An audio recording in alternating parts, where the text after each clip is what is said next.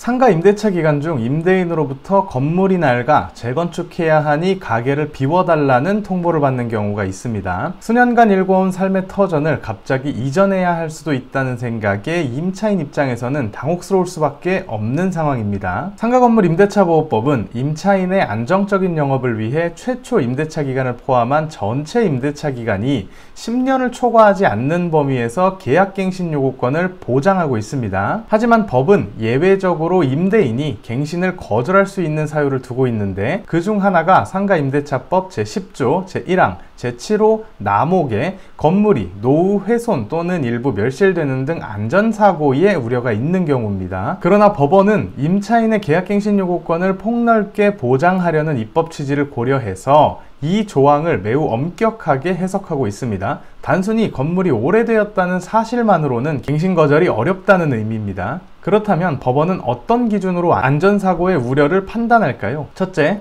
단순 노후화가 아닌 객관적 안전사고의 위험성입니다. 법원은 건물이 오래되었다는 임대인의 주관적 판단이 아닌 객관적인 증거에 의해 안전사고의 우려가 증명되어야 한다고 봅니다. 단순히 건물이 낡아서 보수가 필요하다는 정도를 넘어서 건물의 훼손 또는 멸실로 인해 붕괴 등 사고 발생 가능성이 현실적으로 존재해야 한다는 겁니다. 둘째, 안전진단 D등급이 만능 열쇠는 아닙니다. 임대인들은 갱신 거절의 근거로 정밀 안전진단 D등급 판정을 제시하는 경우가 많습니다. 하지만 법원은 D등급 판정 사실만으로 갱신 거절을 쉽게 인정하지 않습니다.